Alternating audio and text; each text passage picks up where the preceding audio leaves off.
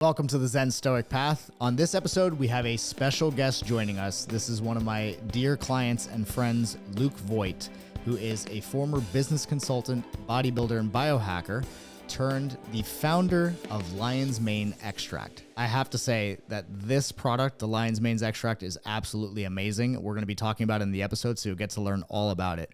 But Luke is an amazing individual. He is like my go-to guy when it comes to biohacking questions, and I absolutely love working with this guy. The information that he shares in this podcast is really and truly profound and transformational in the sense that he discusses how he helps clients to develop their focus, how to develop new habits.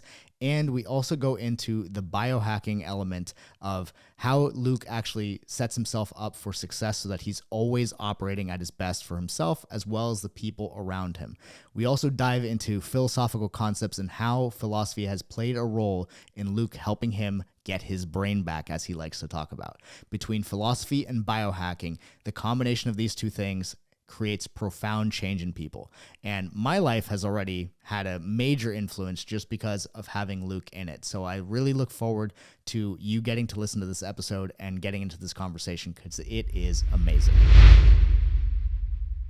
Well, Luke, I am super excited to have you on the show, man. It has been something that we've been talking about for a few months now since we've been working together. And I just found your story about how you created your company with the Lion's Mane super inspiring, as well as just there's a richness to your philosophical view on the world. So I'm really excited to have you here on the show, man. Thank you, man. Yeah, I'm excited to be here. Yeah. So I'm just curious if you wouldn't mind sharing, how did you end up creating the Lion's Mane blend that you now have today that has been helping so many people like clear their brain fog, get more focus? Like what's the story of that? How did that all begin? It's a big story. Yeah. So, let's get into it. There's a couple of different angles, but I've been a big fan of mushrooms. I had a health crisis back in 2014-ish where I had a parasite in my gut, and I got it by surfing out in La Jolla, California, next to a sewer spill off. I had these incredible waves. I saw the local surfers way down, and I was wondering why I had all these waves to myself. Turned out it was next to a sewer spill off. So I got a parasite. I lost 40 pounds of hard-earned muscle. I was getting ready to compete in my first bodybuilding competition, and I lost all the weight.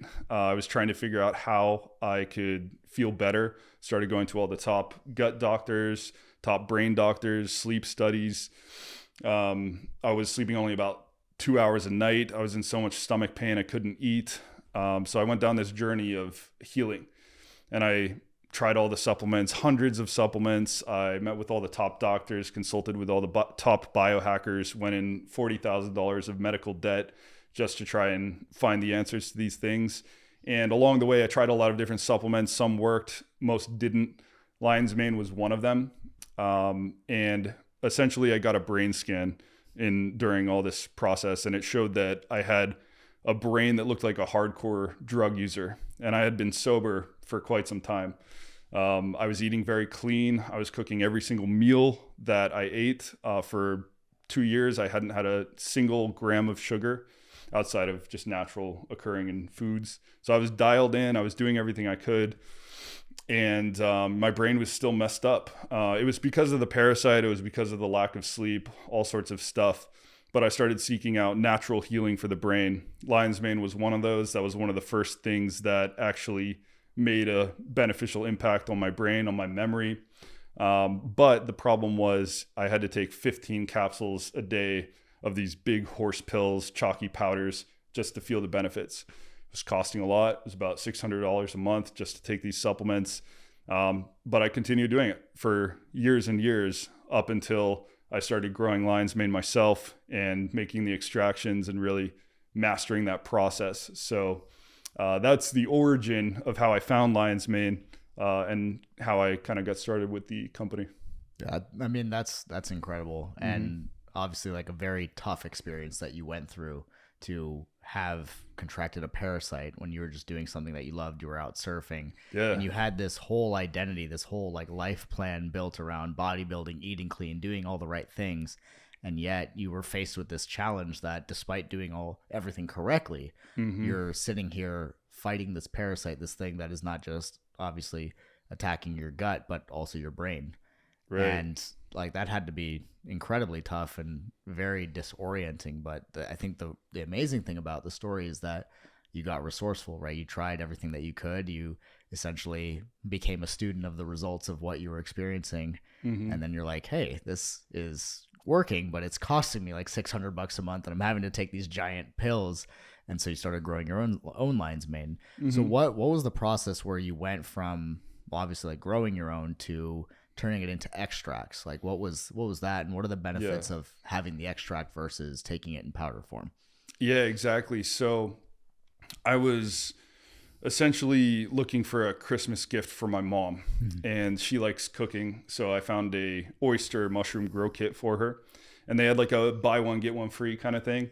And they had a lion's mane grow kit as well. So I got that for me, and it became like me and my mom's kind of project we did together. So she would be maintaining the oysters, I'd be maintaining the lion's mane mushrooms, and I started growing them. And my first one turned out terrible. It looked like an infected coral reef. Like it was black and blue and pink, and it was just terrible. But something about the process I really enjoyed. So I started just going deeper. I got the bug for it. So I bought a pressure cooker. I started doing all the research, watching YouTube videos all the time. And then I bought a little mini greenhouse grow tent for my apartment. So I started growing my own, really mastering the art of growing it. And then along somewhere a couple months after I felt like I had really good mushrooms, like I had that part down, I started looking into how could I make my own supplements. So I started doing all the research, realizing there was major issues inside of the mushroom supplement industry, largely that they are underdosed. And then that depending on the way that you process the mushrooms, the quality can vary greatly. So one of the things about the powders I realized is a lot of times they are old, they are just dried up, and they are just ground up lion's mane. Well, lion's mane, like all plants, have defense mechanisms. It's a tough, indigestible fiber. In the mushrooms, it's called chitin. In other plants, it might be protectants in the seed and things like that, so that it passes through digestive tracts, remains intact. So mushrooms, their defense mechanism is called chitin. So we want to break down the chitin in an extraction process so that it doesn't disrupt the gut, so that we can make the lion's mane compounds more bioavailable, which just means more easily used by your body. So I realized that there's all different types of extraction methods, and one of the best ones to do is a dual extraction, where there's an alcohol extraction and a hot water extraction, because different compounds in the lion's mane respond differently to these different solvents. So we want to extract certain compounds with the alcohol, and we want to extract certain compounds with the hot water, and then we combine the two to create a dual extraction. And that, as far as I'm aware, is the most effective lion's mane way to consume lion's mane and receive the benefits in a concentrated form. Yeah, that's amazing. I've been taking your lion's mane for months now, since we started working together, and it is so much more potent than anything I've ever taken. Like I actually feel the benefits of it, where That's right. when I used to take like the powdered version in capsules, sometimes I would feel like a little something. I'd feel like maybe a little boost mentally or in my productivity. But when I'm going for like hours and hours, whether it's like writing ideas out for this podcast, or it's, prepping for a training or any kind of creative work, I mean, like I'm just in a zone for like hours and hours and hours, still, firing on all cylinders. Whereas in the past, like my brain would start to get tired after about that amount of time, right? My output would decrease. So taking the extract has been just a game changer in just the way that I've been able to access my own brain and like build new brain cells, learn more about myself or whatever it is that I'm doing there. So I very much appreciate that you decided to go on this journey. Yeah. So would you say for you, it's mainly the mental stamina, which is increased? Mental stamina has increased. Ability to recall information easily has increased. Like every time I do these podcasts, I have like a general outline of what I'm going to say, but I don't have like things written out. Like there's no script to it. It's just, I have a few items and then I just go and I riff. And what I've noticed is just my capacity to hold that information in an outline in my mind without like having to consciously think about it and just kind of like having it come out in a dialogue or a monologue, I guess you could say, has been a lot more effective since I've been taking it. Awesome. Yeah. Yeah, I can relate. I think one of the specific aspects of that is being able to like open a loop at the beginning of the conversation and remember to come back to it and remember where you left off. Yeah. Kind of like, you know, stand-up comedians, how they'll like open with a joke and then a lot of times later in the set, they'll bring it back in. It's almost like being able to do that in conversation. The ability increases. It's true. It's true. We teach that in the Liberation Coaching Academy, is this idea of like opening and closing loops in that way, as a way of like helping the mind to retain more information, helping the mind to be more eager for what's coming in. And I've always had that skill of being able to put a pin in it, as my girlfriend says. She's like, oh, you're really good at putting a pin in the conversation, bring it back. Yeah. I find that with the lion's mane, it's easier for me to put multiple pins and remember all of them. Or not consciously, but like my brain is just doing it, which is really fascinating. Yeah, you can have like 5 to 7 pins out and I'm just and like, just pick them up at will. Like, okay, let's do that one. Let's do that one. Yeah, so it's been really helpful in that sense. So I'm really glad that you had this journey, and it's been like, from what I've seen in stories you've told me, as well as even like things that I've seen online, like just before we started this, I opened up Facebook. I was like, hey, Luke is on my phone. Right. I saw one of the ads and like some of the results that people are getting. What have you been most inspired by in terms of the results that, you know, some of your customers have gotten from taking the lion's mane? That's a good question. We've had so many different stories, and I've been in awe at the variety of experiences that come from it. And the conclusion I come to is, well, when you give your brain the right nutrients that it needs, it can heal all sorts of issues. Of course, I don't want to name things by the disease for FTC compliance, but one thing I could say would be, we've had a lot of stroke victims come in with the various ailments that resulted because of the stroke, like let's say like a numb left arm or shaky hands. And then we had one guy recently, he's about 86 or so. He wrote in and said he had a stroke about 9 years ago and he's had shaky hands like ever since the stroke. And about 3 weeks after taking our lion's mane, he was able to have a still hand for the first time in 9 years. Wow. So that was one that was just wow. And most of the time when we think about lion's mane, we're thinking mental performance, focus, especially for our age demo. But we have a lot of the older folks coming in for memory issues. For one that came through recently was a 65-year-old woman was giving her 90-year-old mom the lion's mane. She was virtually nonverbal, like she was losing it, not quite nonverbal, but she would go in and talk to her like in the hospital bed a lot, and she really wouldn't participate in the conversation. So she started giving her the lion's mane, and all of a sudden she's participating more. So the lion's mane is giving them back that relationship, or at least a piece of it, a little bit more to engage with.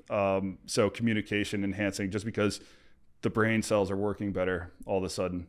That's incredible. I mean, it's one thing to think of it from like a productivity and focus standpoint, which at least for myself, like that's where I've seen a lot of the benefits.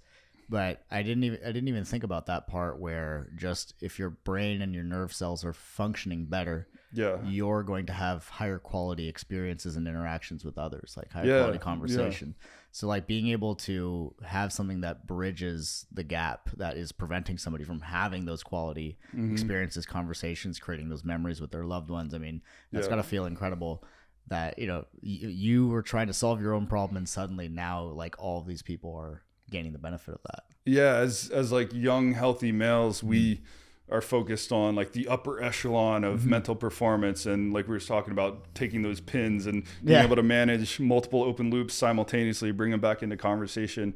I myself forget that a lot of people just struggle to stay in a conversation long enough to even feel like they've connected with someone. And one thing I've realized in managing our customer service, and realize like these things people are writing in, it's like a lot of people are just struggling to function.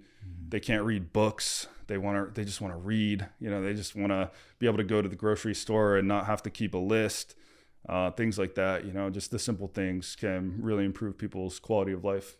That is so cool. Yeah. Like just, I get chills when you share that, because, you know, if somebody is not able to fully enjoy their life, or they're not able to, let's say, hold a conversation or fully like be present in a conversation, or read a book, right? It's so easy for them, especially in my line of work. What I see a lot is people will put these labels on themselves. They'll create these beliefs about themselves they're not true, but it's their assumption as to what's going on. So instead of saying, oh, I wonder if maybe like my brain cells or my nervous system is not functioning as well as it could, instead of asking that kind of a question, the societal expectation is just, oh, I'm bad at small talk.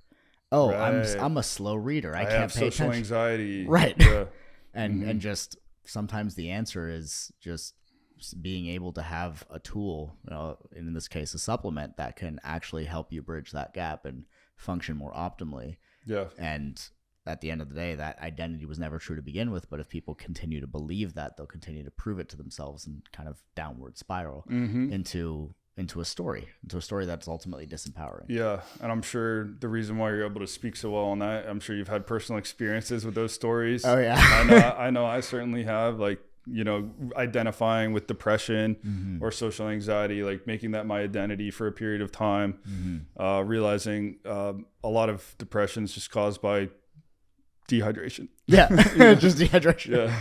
That's wild. Yeah. It's so, I remember you were telling me yesterday that you would help clients or friends, even just like when it comes to weight loss. Sure. And you give them like the one step of just drinking water. Like Yes. to begin with. Can you talk about that process a little bit, of like what it looks like when you're working with somebody like that?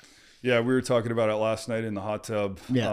Talking about like the process. If you want to bring somebody from a low energy to a high energy, or we could even say like low performance to high performance, or not achieving their goals to achieving all of their goals. And the way I approach it is one single task to perfection, and then we move on. And there's the reason for that is for overall success, but also specifically on the weight loss thing. If I can just get you to drink 2 tall glasses of water for 7 days successfully, then we can add on to it. So if I'm coaching somebody with weight loss, it's like, that's the only task I give them, because nothing else works unless they're hydrated.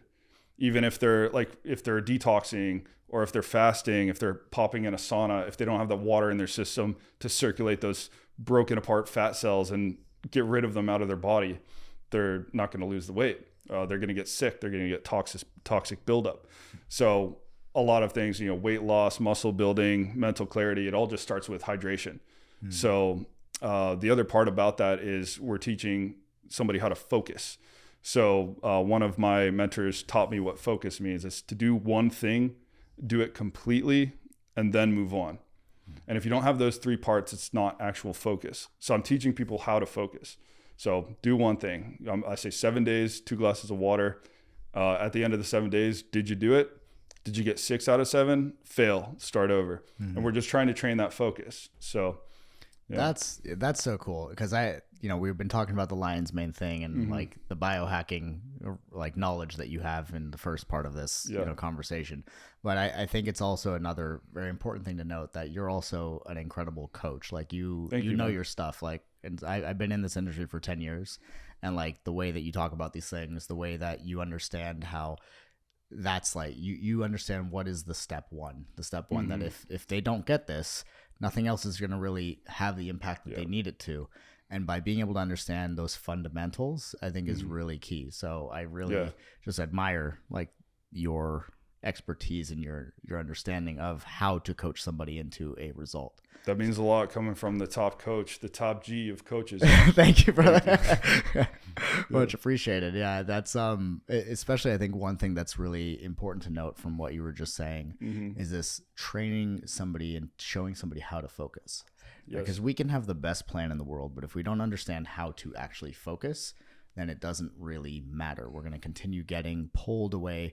That's what I like to call the matrix hijack, where like you allow the outside world to start telling you who you are and what to do and how to do it. Yes. And it just pulls you in all kinds of different directions. But that exercise of knowing how to focus, it reminds me of this one Zen story where this student is really eager to be enlightened. So he's like going to all the monasteries, and he goes to one, and they're all eating dinner. So he's like, Master, I just want to learn from you. Like, please show me the way. And he says, okay, why don't just go eat dinner? Like, there's rice porridge here, so just go and eat that. So he scarfs it down, and he's like, okay, I'm done eating. Let's do this thing. He goes, have you finished your rice porridge? He's like, yes. He goes, then you better wash your bowl. And in that moment, that monk had his sudden enlightenment. And I love that story, especially given what you just said, because it's a story about focus, doing one thing, doing it completely. Yeah. And I like that story a lot. It rolls into that cliche of how you do one thing is how you do anything, right? So if we can teach you how to focus on the water or eating your porridge, then all of a sudden you've unlocked that new skill. And that's at the root of achieving anything, whether that's healthy relationships, weight loss, building a company. It's they all have the same fundamental pieces and steps that allow a person to be successful and to be able to enjoy and stay present in the process. Yes.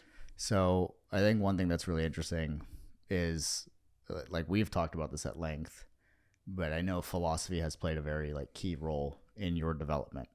So what would you say the role of, how did you get into, I guess, philosophy? Like, what is it that intrigues you about it, and what role has it played in your life? Yeah, that's a question that I haven't been asked. Perhaps I should have been asked sooner. Well, I think now is a better time as good a time as ever. Yeah. It's funny, man. I struggled from a very young age with mental health, social anxiety, depression, runs in my family. I was prescribed medication as early as 13, 14. I was hopping from antidepressant to antidepressant. I was on the harder stuff like barbiturates and things like that. The doctors were just pumping me full of drugs, and they didn't feel good. I went cold turkey and I started meditating. One of the major shifts happened was I was bouncing from psychiatrist to psychiatrist, diagnosed with 7 different mental disorders. And then I came across this one, and she was like, have you tried meditating? And that wasn't popular back then. And so for some reason, it just vibed with me instantly. I was always into the Zen stuff. After that moment, I started diving deep, found Alan Watts. I know you love Alan Watts. Started reading the books and things like that. So I started meditating, and that was probably the first moment in my life I started using introspection, and I started philosophizing about life. Like, why are we here? I grew up Christian, and that was the first time I started questioning the religion. It's is this what I believe? I never really put any thought to it. It was just this is the Bible. This is what I was told. So as soon as I started meditating, I started looking into it, just seeing what did I want to keep? What did I want to get rid of? What did I think about the creation of the world? And I went down the rabbit hole and started meditating 3 hours a day. At a very young age, got off the antidepressants, and I've been really into introspection ever since. And philosophy is one of my favorite things to talk about. Yeah. Dude, I can tell, right? It's something that has certainly captivated my attention in my life. Obviously, like you just mentioned, I'm a big fan of Alan Watts, and I think that introspection, that ability to reflect on yourself, to examine your own character, to have the self-awareness to just ask questions. Yeah. I think one of the things that presence, that meditation brings, one of the benefits of it, I've noticed, is that it actually brings a sense of curiosity, right? Because you're actually here. And so you start to have a natural curiosity, which all human beings, we have natural curiosity to learn and to explore. But typically when we're just inundated with stories and ideologies of this is how you do it, and this is what this book says, and if you do this, then you're bad, and if you do this, then you're good, doesn't give people the room to think. Right. And you gave yourself that opportunity to actually think and to ask those questions and to examine yourself, so to speak. Yeah, exactly. Yeah. And I remember you recently put me onto Ram Dass. Yes. So what have been some of the most inspiring or some of your favorite Ram Dass philosophies or things that he said, or things that you've learned from that, and how have you applied them in your life? I think one of the major things, Ram Dass says some extremely eloquent stuff, and it there's always these nuggets I pull down and I want to write the notes, but I think the biggest takeaway from Ram Dass himself is a lot of his talks, he opens and he says something along the lines of, what I say in this talk does not matter. It's that we're here exchanging the energy, being present. And there's a sort of download into your consciousness when you're around certain people. I'm talking about in the setting of a live talk he would be giving. Ram Dass has passed away, but in the past, he would have all these amazing speaking events and things like that. And it's just by sitting here with the person, you're receiving that presence. You don't really need the thoughts to become enlightened. You don't really need that next insight or that golden nugget to awaken. It's really, you just need to be here with the person you are with. Like in this moment, you're going to get that insight just by being in the presence. And I think for me, why that's hit home so hard is I'm a curious person. I'm an ambitious person. I used to be always trying to extract the nugget, when I'm in the presence of a wise businessman or somebody who's got an amazing relationship and I want to learn. I'm like asking them all this stuff, like taking little notes. And ever since I've listened to Ram Dass, I've chilled out a lot more with that and just realized I'm getting it just by being here. And I'm getting more just by being here instead of trying to take down that node and turn it into a thought spiral. So for me, that's been one of the big Ram Dass takeaways.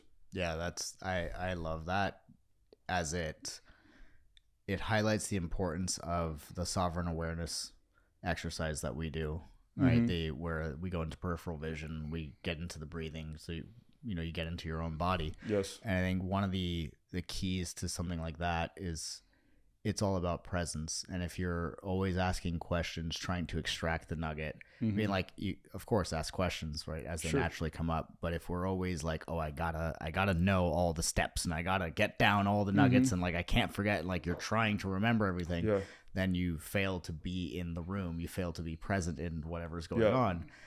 Whereas I found that just in that presence, kind of like you were discussing with how Ram Dass would say, like, we're just exchanging this energy here. You're able to absorb everything, even the things that you didn't realize were important, right? And by being able to absorb all these things and absorb the entire context of the conversation, that's when you start getting those downloads that actually help you to evolve and to become more self-aware. I agree. Yeah. And I know, I mean, that's been evident just in our conversations and in times where I've seen you with others. And it reminds me of something you were sharing with me yesterday about like the different energies or frequencies of like different emotional states and how like, so if you wouldn't mind like just kind of sharing a little bit of a summary of what we were talking about yesterday, because I found it fascinating. I love talking about it. So there's many spiritual bodies of work that cover these levels of energy. So if you imagine a chart, you've got 0 to 1,000, and at each level there's going to be different emotions, or let's call them the emotional states, allocated to a certain number. So it's like a ranking, right? Higher does not mean better. It just means different. It just means more energy. So at the base of it, it would be guilt, apathy, shame, some of these lower frequency vibes for the hippies out there. And lower frequencies, like, higher vibing would be like enlightenment, joy, peace, courage, willingness. So using these frameworks, David Hawkins is one of the first guys who like really brought it to popularity. Frederick Dodson, I like his chart. And then even Scientology has their own version of it.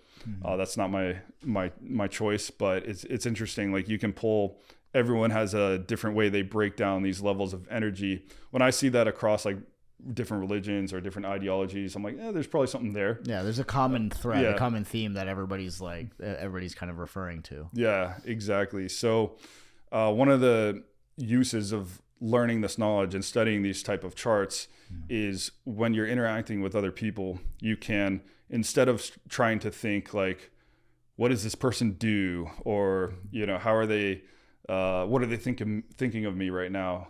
I kind of look at people like, what energy are they occupying? Like, are they in fear right now? Are they in anger? Are they in guilt? Are they in shame? And when we identify their energy level, we know how to meet them. We know that we have to meet them where they're at and then help them raise up their energy. So I do this on the customer side when we're trying to sell our product to people and help them and change their life in a better way. We're going to try to identify, where is our audience mainly at? Are they in fear for the future? So in the case of an older person who's losing their mind, like, are they fearful of what might come? If they are, let's address that fear. Let's acknowledge that fear. Let's validate that fear for them. And then we're going to help give them courage and sprinkle in some higher energy levels so that they can take some action. And in our case, purchase our product or take some of my biohacking advice, drink some water. So we're trying to raise them up. But if we didn't identify where they were at, and we're just coming at them, like giving a very intellectual argument, which would be higher up on the scale, like the reason is going to be way high up there. If we're just trying to come at them and give them scientific papers and saying, okay, now go make a life change, they're not going to be able to make that jump because they're down there lower. Where intellectually, like if I'm coming from reason, I might say, yeah, we've given them the science. Why aren't they acting? It's here. It's clear. Lion's mane improves the brain. There's countless studies. They can't make that jump. They're in that fear. They're in skepticism. They want to read reviews. They want to hear other people's stories. So identifying where people are at definitely helps you to lead them. And with great power comes great responsibility. It can be used for darkness, or you can use it to actually help people. So move them up the scale instead of taking them lower. That is, that it still blows my mind because what it does is, for the most part, people will be like, okay, you want to have good energy or you want to have good vibes, right? That's at least like the vernacular that we're dealing with in our society today. People will talk about the vibes, high vibes, frequency. The vibes need to be right, like vibe check, all these things. And what this does, this actually breaks it down in a way that can be understood, as in like, if you just tell somebody like, hey, the vibes aren't right kind of thing, or if you just say like, you got to meet them where they're at, it doesn't necessarily compute into like a practical means of doing so. But if you have like a chart like the one that we're talking about, and maybe we'll put one in the show notes, like just as an example, but if you have a chart like this, if you see that somebody, for instance, is in fear, if you come at them with reason of like, hey, let's just be really like logical and reasonable about this, or you come at them with like peace and love, when they're in fear, they're not gonna, it's like they're existing in a different universe. Like they're literally vibrating at a different frequency. It's gonna go one ear out the other. Because it's not remotely even relevant to where that person's at. And I think this is so key when it comes to business, when it comes to coaching. It's like, we can have the best product in the world, but if we don't know how to meet somebody where they're at, like people are not people in fear or in desire and anger, for instance, these like some of these lower emotions, they're not necessarily going to be able to hear you when you come into with like willingness or reason about like why this thing is great. So we can have the best thing in the world, but if they can't hear it, it doesn't matter. I would love to hear your opinion on how to guide people, how to meet them and guide them. I know we both share the hypnosis background. You're much better at it than I am, but there's that concept I learned, at least in my training, pacing and leading. I'm curious how you would maybe tactfully meet somebody at a lower level, say like anger, and move them up towards desire or courage. Yeah. So that, I mean, there's several ways of doing it. Like you talked about, pacing and leading, I think is a very effective strategy. Essentially, pacing and leading is matching a person where they're at and leading them to where they need to be in order for them to experience their desired result.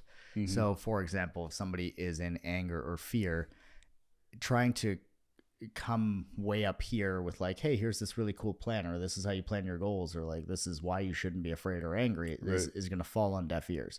You might be speaking truth, but whether something is true or not is not the point. The point is what's real to that person is what they're feeling in their state of being right now. So you match them where they're at in terms of matching their energetic frequency. It doesn't mean you need to also get angry. It doesn't mean you need to also be fearful, so to speak. But it could mean that you're just you're coming in and leveling with that person. You're seeing where they're at. You're helping them. You're helping show them that you see them. So, for example, the tool that I really like is something called labeling, like something that Chris Voss talked about. It's not labeling the way that we use it when we're talking about, putting labels on people, but it's labeling the emotion that somebody is experiencing. So it's basically a way of saying, I see what you see. So if somebody's really angry, you saying something like, hey, it seems like you're really upset about this because this is so important to you, or it seems like, this is something that's really key for you to really get right. And when people have this sensation that you see what they see, you don't need to feel the same way that they do. But as long as they know that you can experience, like they know that you're seeing their world like they're seeing it, yes, then they can start trusting you and be like, okay, well, if he sees it like I see it and he can actually articulate it even better than I can articulate it to myself, then I will listen to more of what this person has to say. And then we can match pace and lead. Pace by saying I acknowledge what you're seeing and what you're feeling, and this is where we could go.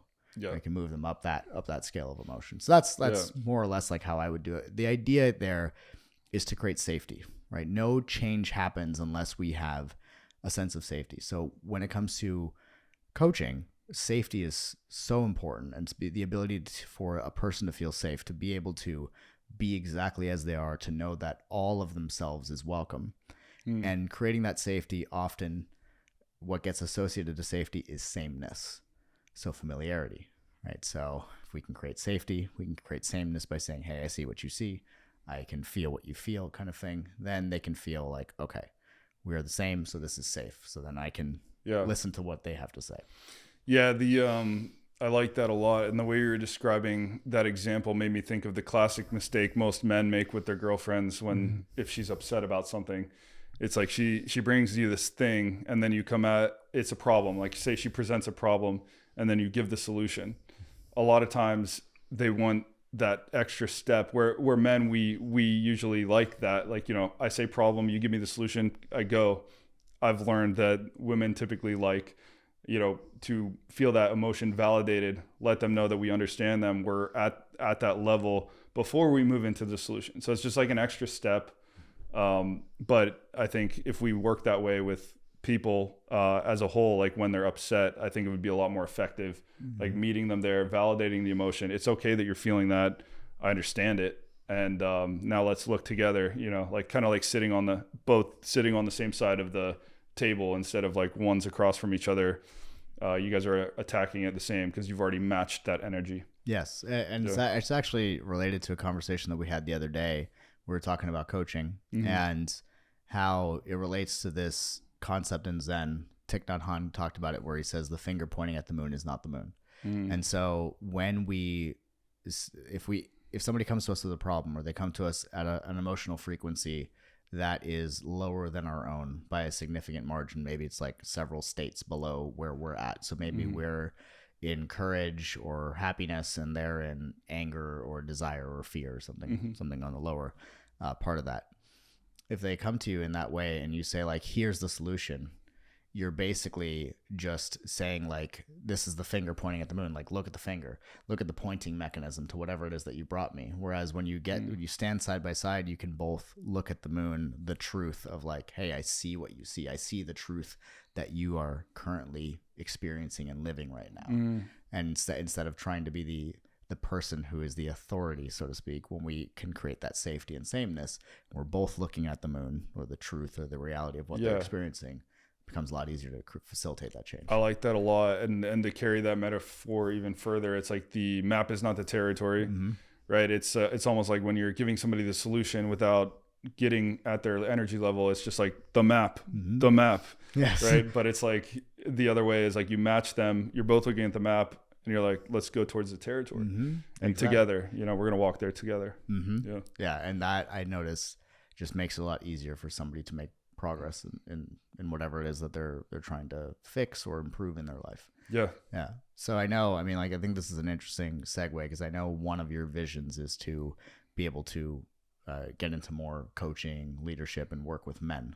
So for you, what's the type of impact that you want to have on young men, on how they think, how they feel, how they experience life? I think the impact I want to have, we were discussing last night, a big goal of mine is to reduce the suffering of as many people as possible. And I think I will probably approach that through my own lens of how I suffered, which had a couple parts. One part being lack of discipline, lack of work ethic, and the other part being lack of intel, not knowing the plan, not knowing how to formulate the plan. And I would say the third part, which me and you are addressing together, you've helped me a lot about, is you've got the discipline, you've got the work ethic, you've got the plan, but now executing on that plan. So bringing those two things together. And I think that's a bit vague of an impact, but if we're talking about a large scale impact, I believe it has to be vague. It's hard to tell you exactly. I'm sure it'll encompass getting fit first, getting the health right.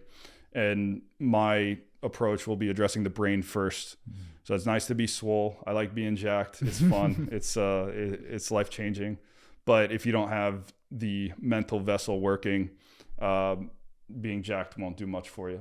So we're gonna approach the mental health first, and I'd love to develop a systematic approach to take anyone from brain fog, broken, and get them at peak mental performance. So basically moving people through the journey that took me 10 years to figure out, but trying condensing that in a much shorter time frame. Yeah, I love that. The step-by-step approach, right? Teaching somebody how to focus, getting their brain right? Yeah. Not just from like a focus perspective and a quality of thoughts perspective, but also on the physical side of things, like with the lion's mane, right? The very powerful tool that somebody can use. And then with that focus comes a greater capacity to be able to achieve things like discipline and, working for bigger and more higher aims when it comes to their goals. Yeah. And later I'd love to help people build business and biohacking are my two main passions. Yeah. Relationships being a third. But I would love to, once I've made a very systematic approach to solving that mental barrier, moving people into the business. Because now when your mind's right, you can get the business. And as we know, like money's a huge limiter in life. And especially today, as prices keep increasing, rent keeps increasing.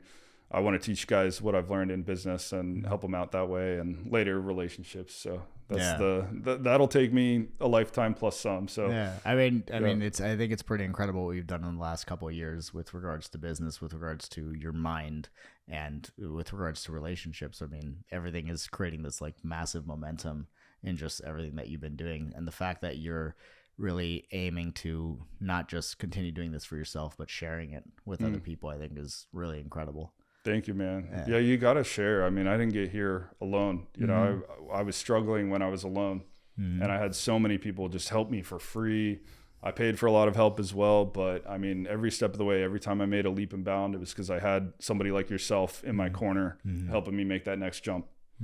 Yeah. That's amazing, man. So if people are if they're hearing about this and maybe they're experiencing brain fog or lack of focus, or maybe they want to just be more able in conversations socially, right? Or in their work or whatever it might be. And they want to try the lion's mane. Like where can they find it? Like what's the next step for somebody who can, to get to that path that you were just describing? Awesome. Yeah. So lionsmaneextracts.com. Yeah. There's 2 E's in there, lionsmaneextracts.com. That one's easy to remember. And if somebody follows me at Instagram, it's Luke Max Voigt. So I'm going to be posting a lot of the biohacking stuff, later business stuff over there. But if they want to get started on the product, lionsmaneextracts.com is the best way to do it.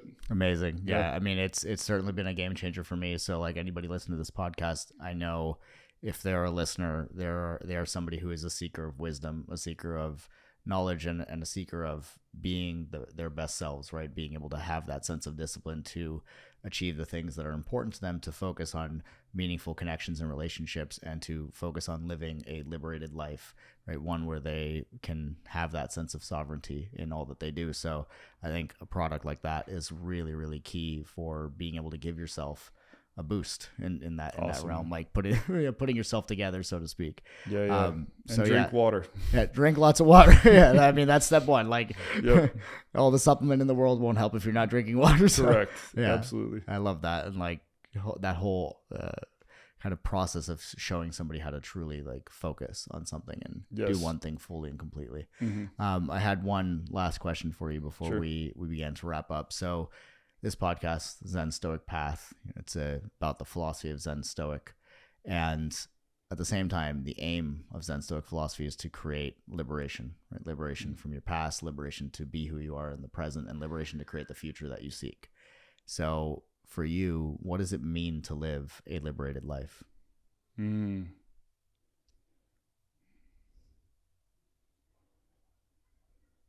I think for me, it's to be uninhibited by the constructs society's placing on me, or programming as a child is placing on me, to show up a certain way and to just live and show up, say what I want to say, as long as it's not hurting people.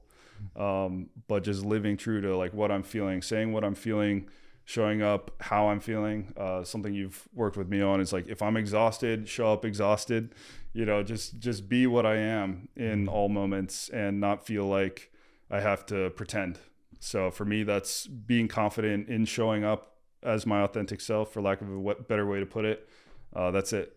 Amazing. Yeah. Luke, thank you so much for being on the show, man. Thanks, man. It's been a blast. Thank you so much for listening to this episode with Luke Voigt, the CEO and founder of Lion's Mane's Extract. If you are interested in getting yourself some Lion's Mane's Extract, I couldn't recommend it more. It is an amazing supplement that helps you focus, helps your creativity, and helps your memory, unlike anything that I've ever tried before. So if you'd like to get yourself some Lion's Mane's Extract from Luke's company, you can use the promo code ZenStoic, all one word, at checkout, and you'll get 25% off your first order. That promo code is ZenStoic, all lowercase, one word, and it'll get you 25% off your first order. I know you're going to absolutely love it. It has been a game changer for me, and I'm excited for you to try it. I hope you enjoyed this episode. Please be sure to like, comment, and subscribe. This is how the channel grows, and I couldn't do it without you. So I'm very grateful for your engagement and for your willingness to share this show with the people that you care about.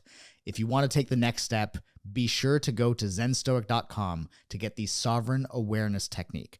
This technique is a free technique that will show you how to develop a deep sense of self-trust and intuition so that you can make effective decisions that are authentic for you. So be sure to go to zenstoic.com to get the sovereign awareness technique, or go ahead and click the link in the show notes below.